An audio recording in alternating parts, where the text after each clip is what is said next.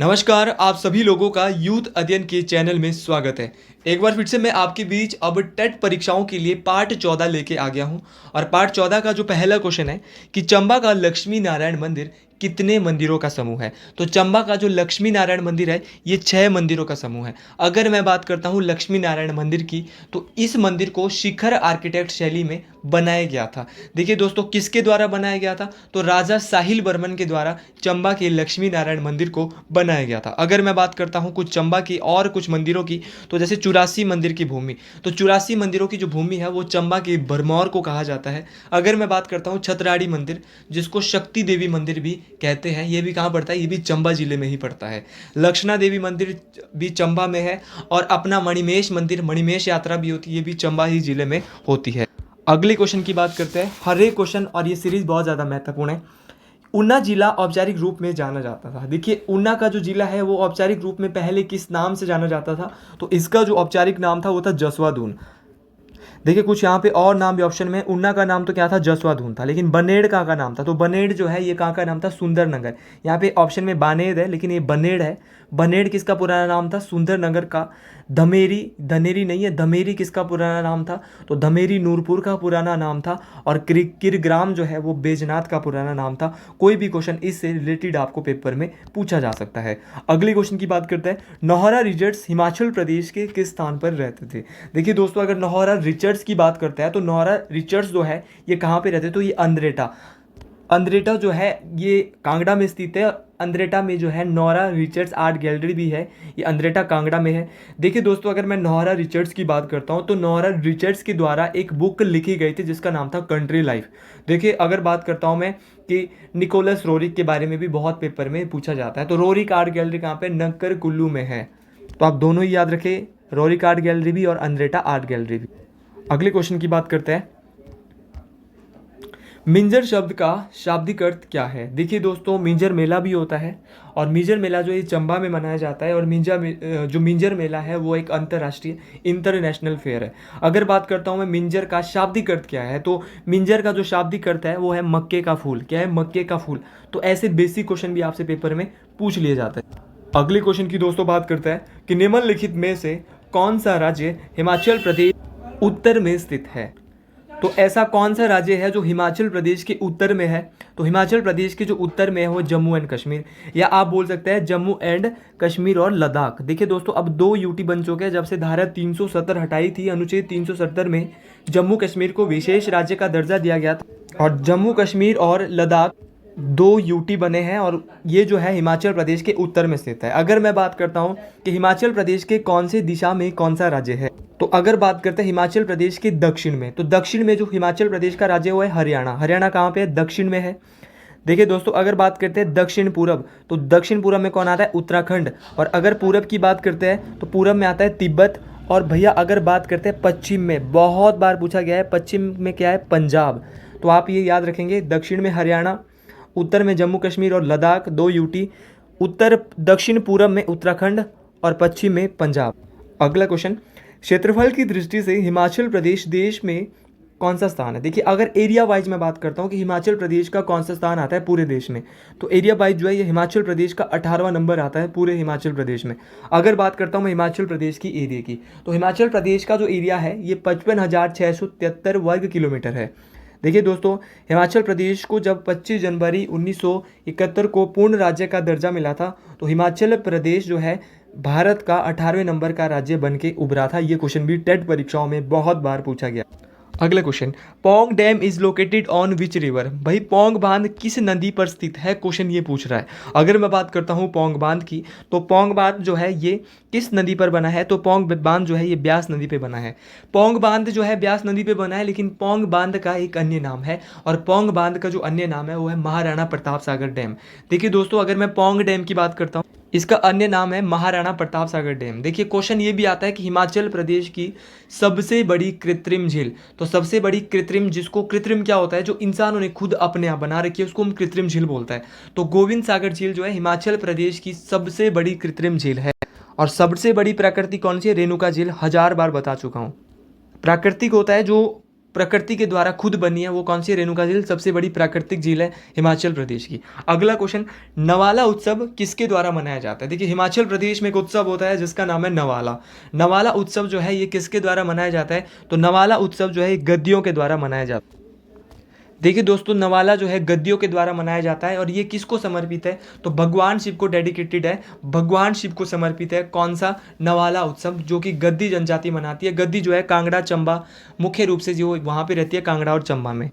अगर भी किसी को साइकोलॉजी के नोट्स जो है मैं प्रोवाइड करा रहा हूँ, लेकिन इसके लिए आपको जो है यहाँ पर कांटेक्ट करना होगा।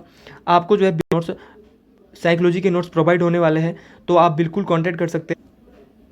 अगले क्वेश्चन की मैं बात करता हूँ कि स्थानीय बोली में थोड़ा का अर्थ क्या होता है। देखिए स्थानीय बोली में जो है ये थोड़ा का अर्थ क्या होता है। तो अगर मैं स्थानीय बोली की बात करता हूँ तो वहाँ पे जो है खेल कूद जो है स्थानीय, इसका आंसर आना था। अगले क्वेश्चन की बात करते हैं, सूर्य मंदिर हिमाचल प्रदेश के किस जगह पर स्थित है? हिमाचल प्रदेश में सूर्य मंदिर है और सूर्य मंदिर जो है हिमाचल प्रदेश के किस स्थान पर स्थित है? तो सूर्य मंदिर जो है शिमला के नीरत में स्थित है। देखिए रामपुर के साथ ही ये नीरत पड़ता है और वहाँ पे कौन सा मंदिर है? हिमाचल प्रदेश का सूर्य मंदिर है। देखिए दोस्तों, शिमला के कुछ मंदिरों की मैं बात करता हूँ, जैसे कि शिमला में एक मंदिर है तारा देवी मंदिर। तारा देवी मंदिर भी कहाँ पे है? शिमला में है। कामना देवी मंदिर भी कहाँ पे है? शिमला में है। संकट मोचन मंदिर, देखिए संकट मोचन मंदिर के बारे में तो ये भी पूछा गया था कि संकट मोचन मंदिर शिमला में है, लेकिन स्थापना किसके द्वारा की गई थी? तो इस मंदिर की स्थापना, संकट मोचन मंदिर जो शिमला में है, इस मंदिर की स्थापना बाबा नीम करोली के द्वारा 1926 में की गई थी। देखिए दोस्तों, कालीबाड़ी मंदिर, जिसको हम शम्याला मंदिर, शम्याला माता मंदिर भी कहते हैं, श्यामला माता मंदिर, तो श्यामला मंदिर ये कहाँ पे? शिमला में ही, ये भी याद रखना है। इसी के नाम से जो है शिमला का नाम शिमला पड़ा है।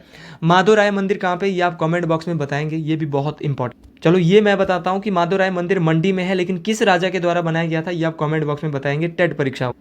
अगले क्वेश्चन की मैं बात करता हूँ कि लवी मेला है एक। देखिए लवी मेला क्या है? तो लवी मेला एक जो है ये व्यापारिक मेला है, ये आपने याद रखना है। कहाँ पे मनाया जाता है? शिमला जिले में मनाया जाता है, शिमला के रामपुर में मनाया जाता है, अंतर्राष्ट्रीय मेला है।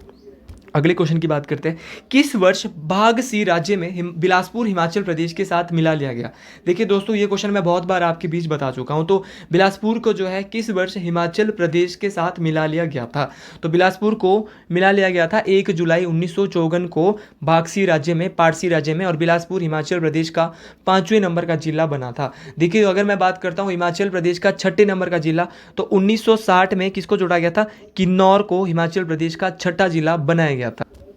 देखिए दोस्तों, हम हर एक क्वेश्चन की बात कर रहे हैं। इसके बाद जो है ज्योग्राफी भी आने वाला है, पॉलिटी भी आने वाला है, इकोनॉमिक्स भी आने वाला है। टेट परीक्षा आपकी बिल्कुल अच्छे से क्रैक होने वाली है, टेंशन नहीं लेनी है। लास्ट में आज करंट अफेयर के भी 4 क्वेश्चन आपको बताने वाला हूँ।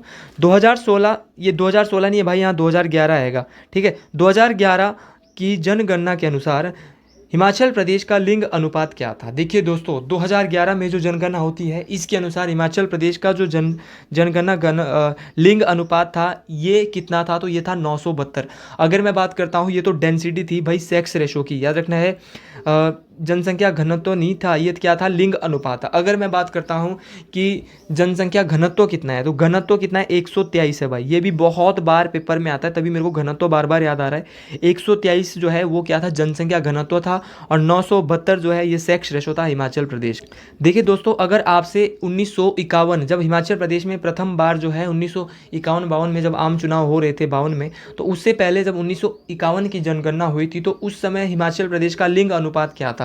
तो उस समय जो हिमाचल प्रदेश का लिंग अनुपात था, ये था 912। ये भी आप याद रखें। अगले क्वेश्चन की मैं बात करता हूँ। 2011 जनगणना रिपोर्ट के अनुसार हिमाचल प्रदेश की साक्षरता दर है। देखिए दोस्तों, 2011 में जब जनगणना होती है, तो हिमाचल प्रदेश में साक्षरता दर होता है कि पढ़े लिखे लोग कितने थे उस समय। तो उस समय जो है हिमाचल प्रदेश में 82.80% लोग जो है वो क्या था? हिमाचल प्रदेश की लिटरेसी रेट थी, साक्षरता दर था। अगर मैं बात करता हूँ सबसे कम लिटरेसी रेट जो है, सबसे कम साक्षरता दर किसकी थी? तो चंबा की। चंबा की अगर मैं बात करता हूँ तो चंबा में 72.17% लोग मात्र पढ़े लिखे थे, साक्षरता दर थी। और सबसे अधिक जो थी वो कहाँ की थी? हमीरपुर में की जो साक्षरता दर थी वो 88.15% थी। तो सबसे ज़्यादा साक्षरता दर 2011 के अनुसार हमीरपुर की थी, और सबसे कम जो थी वो कहाँ की थी भाई? चंबा की थी। और टोटल हिमाचल की जो थी वो 82.80 थी। अगले क्वेश्चन की बात करते हैं। बिलासपुर राज्य की सतलुज नदी के पार कंडरौर पुल कंदरौर पुल का उद्घाटन सन में हुआ था। देखिए कंदरौर पुल एक बनाया गया था जो कि बिलासपुर को हमीरपुर से भी शायद जोड़ता है। देखिए अगर मैं कंदरौर पुल के बारे में जितनी मुझे जानकारी है, इसमें जो कार्य हुआ था वो शुरू जो कार्य हुआ था वो 1959 में हुआ था और 1965 में कंदरौर पुल बन के तैयार हुआ था। दोस्तों अगर मैं कंदरौर पुल की बात करता हूँ तो आपने याद रखना है इसका आंसर 1965 है। 1965 में क्या हुआ था, इसका उद्घाटन हुआ था, क्योंकि 59 में तो काम हुआ था और 65 में ये बनकर तैयार हुआ। अब आते हैं कुछ ज्योग्राफी के महत्वपूर्ण और इंपॉर्टेंट क्वेश्चन में, और बहुत ही टफेस्ट क्वेश्चन मैं इनको बोलूँगा, क्योंकि मैंने थोड़ा सा जो है लेवल अब बढ़ा के भी ला रहा हूँ, क्योंकि पेपर जो है अच्छे लेवल का आने वाला है टेट का। विषुवत वृत्त पर एक देशांतर कोण दूरी के बराबर होता है। देखिए विषुवत वृत्त जो होती है, विषुवत लाइन जो होती है, विषुवत रेखा जो होती है, इस पे जो है एक देशांतर कोण जो है कितने दूरी के बराबर होता है, तो इसका आंसर है 59 माइल। याद रखना है 59 माइल के बराबर होता है। अगले क्वेश्चन की मैं बात करता हूँ, 69 मील्स के बराबर होता है ये। मरुस्थलों में वर्षा की मात्रा प्रति वर्ष इससे कम होती है। ये बहुत इंपॉर्टेंट क्वेश्चन है। मरुस्थलों की अगर मैं बात करता हूँ कि मरुस्थलों में जो है वर्षा की मात्रा प्रति वर्ष इससे कम होती है, तो अगर मरुस्थलों की बात करता हूँ मैं, तो मरुस्थलों में जो है वो 250 सेंटीमीटर से भी कम वर्षा होती है, ये आपने याद रखना है। अगर मैं बात करता हूँ 250 सेंटीमीटर से कम वर्षा होती है मरुस्थलों में, ये आपने याद रखना है तथ्य। अगला जो इसी से रिलेटेड क्वेश्चन है, पूछा जाएगा दुनिया का सबसे बड़ा मरुस्थल कौन सा है, तो दुनिया का सबसे बड़ा जो डेजर्ट है वो सहारा डेजर्ट है। अगर मैं बात करता हूँ कि इंडिया में भी एक डेजर्ट है जिसको हम थार मरुस्थल कहते हैं, तो थार मरुस्थल जिसको इंडियन डेजर्ट के नाम से भी जाना जाता है, थार मरुस्थल जो है इंडिया में इसको थार मरुस्थल कहते हैं, लेकिन पाकिस्तान में थार मरुस्थल को चोलिस्तान कहा जाता है। और थार मरुस्थल ये इसका जो ज़्यादा एरिया है वो राजस्थान में स्थित है।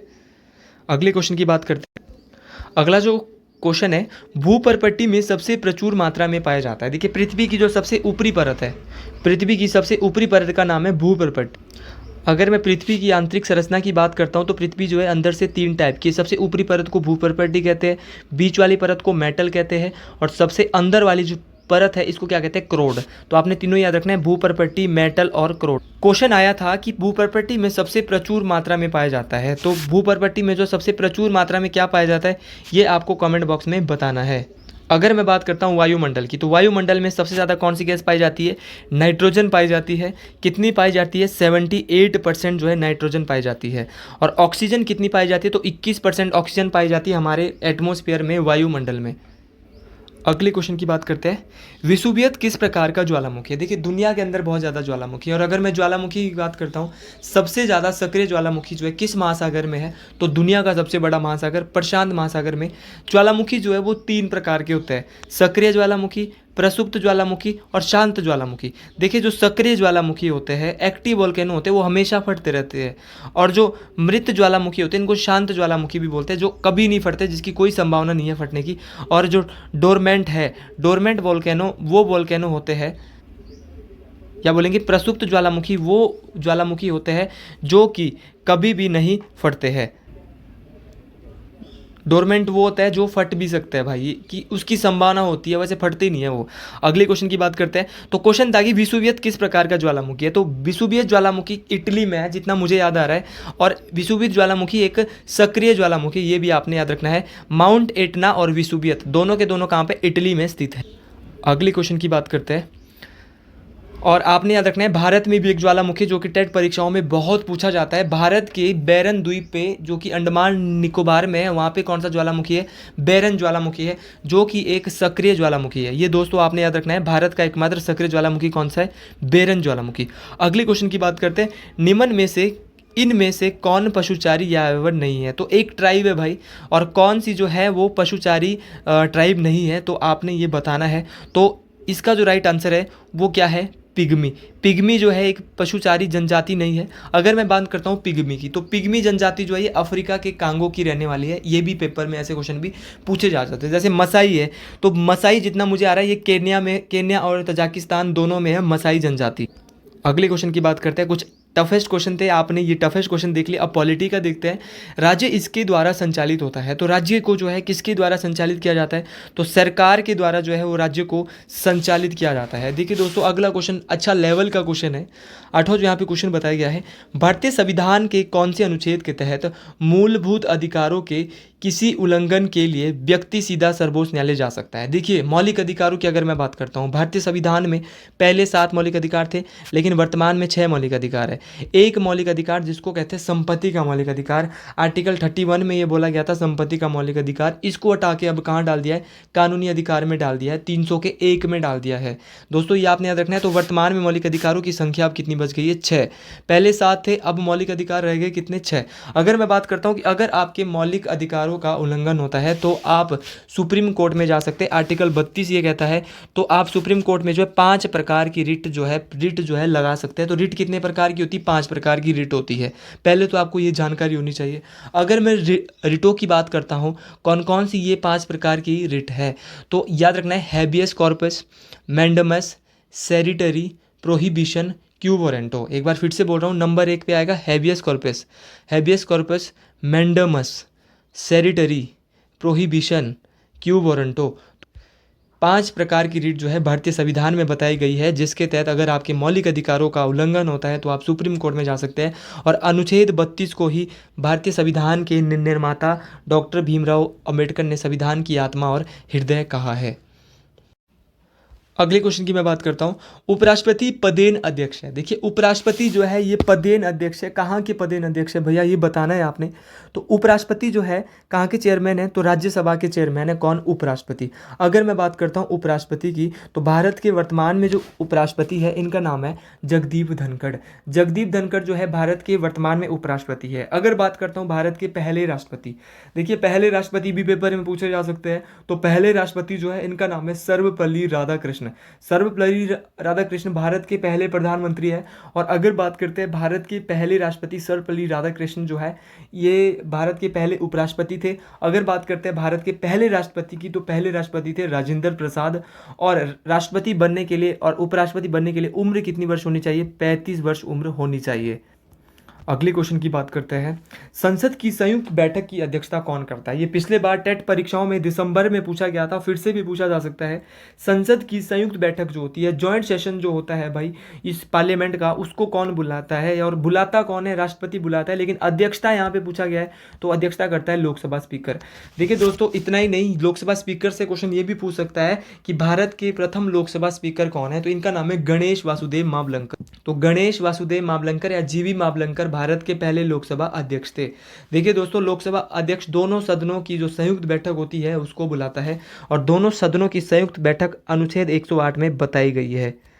और दोनों सदनों की संयुक्त बैठक को कौन बुला सकता है, राष्ट्रपति।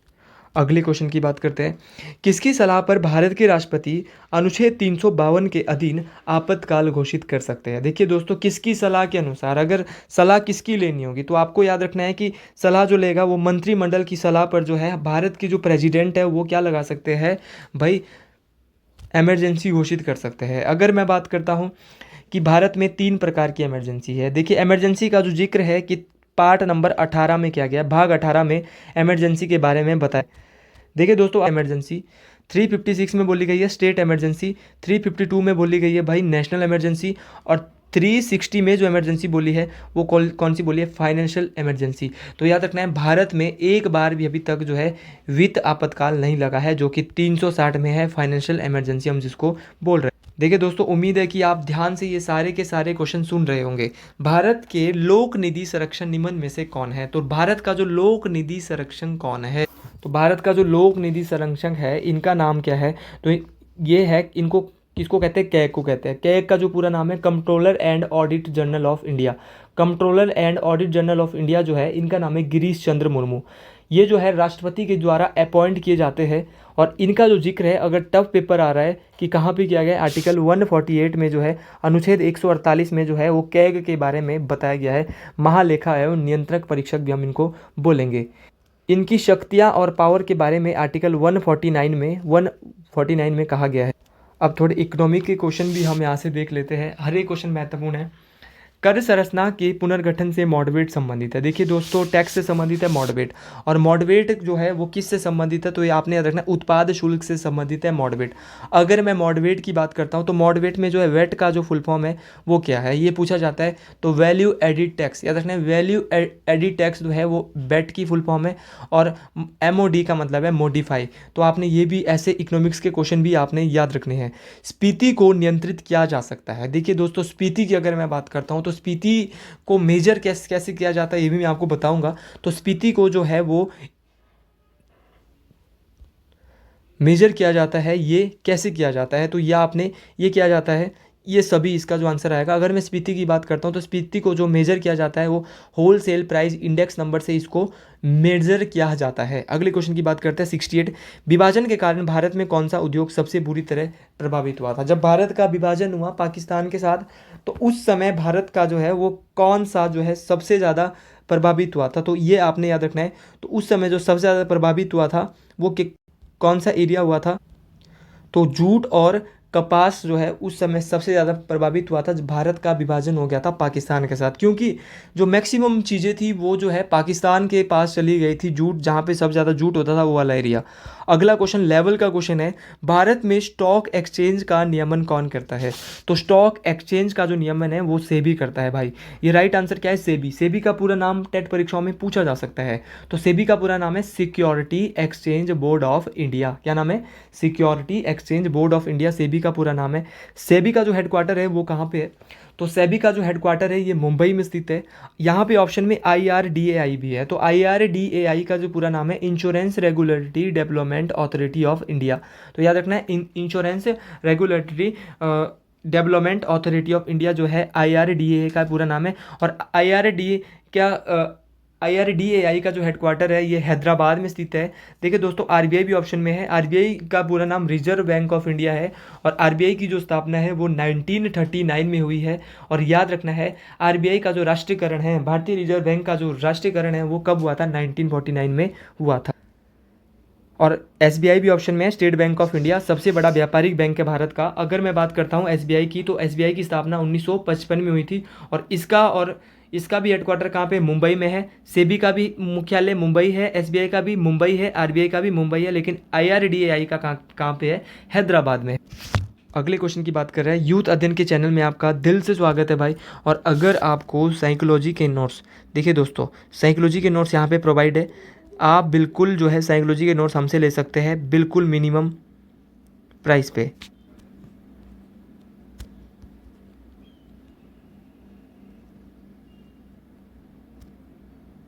अगले क्वेश्चन की बात करते हैं, भिलाई स्टील प्लांट उद्यम है। देखिए दोस्तों, भिलाई स्टील प्लांट और साइकोलॉजी के जो मैं नोट्स दे रहा हूँ वो बहुत ही काम के नोट्स हैं, बड़े मेहनत से बनाए हैं भाई। और अगले क्वेश्चन की बात करते हैं, क्योंकि मेहनत हर चीज़ में लगती है। भिलाई स्टील प्लांट उद्यम है। देखिए, भिलाई स्टील प्लांट का अगर मैं बात करता हूँ तो भिलाई स्टील प्लांट जो है ये कहाँ पे है, तो आपने याद रखना है, भिलाई स्टील प्लांट जो है भैया, ये जो है ये सार्वजनिक क्षेत्र का जो एक उद्यम है, पब्लिक सेक्टर का जो क्या है उद्यम है। भिलाई स्टील प्लांट कहाँ पे है, तो भिलाई स्टील प्लांट जो है ये जो है छत्तीसगढ़ में स्थित है। और भिलाई स्टील प्लांट को रशिया की सहायता से बनाया गया था। 1955 में इस स्टील प्लांट को बनाया गया था। अगले क्वेश्चन ज्योग्राफी का यहाँ पे आ गया है, पृथ्वी की सतह पर सूर्य तपन का कितना प्रतिशत प्राप्त होता है। देखिए, पृथ्वी की सतह पर जो है सूर्य तपन का कितना प्राप्त होता है। देखिए, एक स्टील प्लांट और मेरे को याद आ रहा है, Durgapur steel plant. Durgapur steel plant जो है ये वेस्ट बंगाल में है। और रोरकिला कहाँ पे, उड़ीसा में है। रोरकिला स्टील प्लांट कहाँ पे है, ये उड़ीसा में है। और दुर्गापुर कहाँ पे, वेस्ट बंगाल में है। अगला जो क्वेश्चन था, पृथ्वी की सतह का सूर्य तापमान जो होता है पृथ्वी पे वो 51% होता है। अगले क्वेश्चन की बात करते हैं, विस्तार पूर्वक राजस्व नीति इसके दौरान लागू की जाती है। देखिए दोस्तों, ये किसके दौरान लागू की जाती है, विस्तार पूर्वक राजस्व नीति, तो ये मंदी के दौरान जो इसको लागू किया जाता है। करंट अफेयर के 4 क्वेश्चन बता रहा हूँ, ये बिल्कुल ध्यान से सुने।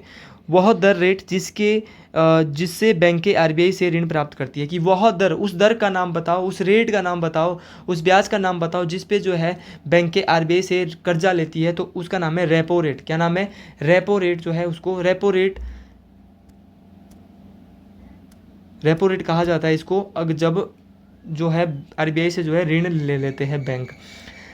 सूक्ष्म परिवेश से सूक्ष्म परिवेश को अलग करने की प्रक्रिया क्या कहलाती है? इकोनॉमिक्स का क्वेश्चन है। तो सूक्ष्म परिवेश से सूक्ष्म परिवेश को अलग करने की जो क्रिया है ये क्या कहलाती है? तो प्रॉक्सिमिटी कहलाती है, सन्निकटता। तो अगर कुछ मैं करंट अफेयर के क्वेश्चन की बात करता हूँ तो करंट अफेयर के जैसे क्वेश्चन है भाई, करंट अफेयर में जैसे कि अभी 4 राज्यों में चुनाव हो रहे हैं। अभी तो क्या पहले हो चुके हैं ये तेलंगाना, 4 या 5 राज्यों में तेलंगाना, राजस्थान, उड़ीसा, नहीं, तेलंगाना, राजस्थान, मध्य प्रदेश और छत्तीसगढ़।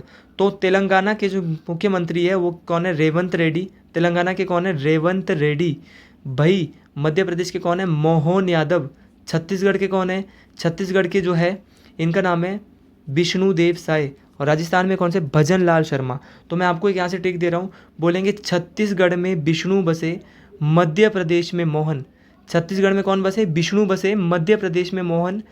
तमिलनाडु तेलंगाना में या ना राजस्थान में भजन हुए, तमिलनाडु में, सॉरी, राजस्थान में भजन हुए, राजस्थान में भजन हुए, तेलंगाना में रेड्डी। बोलेंगे छत्तीसगढ़ में विष्णु बसे, मध्य प्रदेश में मोहन, राजस्थान में भजन हुए, तेलंगाना में रेड्डी। तो साइकोलॉजी के नोट जिसको भी आवश्यकता है वो बिल्कुल जो है हमसे संपर्क सीधा साध सकता है इन नोट्स के द्वारा। तो भाई आपको नोट्स मिलने वाले हैं मिनिमम रेंज में आपको ये नोट्स मिल रहे हैं। व्हाट्सएप पे आप हाई का मैसेज भेज सकते हैं, अपना नाम सहित बता दें। और इसके अलावा भी मैं आपको फ्री बहुत सारा कंटेंट देने वाला हूँ, मात्र और मात्र जो है ये आपको यहाँ पे चार्जेज रहने वाले हैं। तो आज के लिए धन्यवाद, आगे मिलता है एक नई वीडियो में आपके।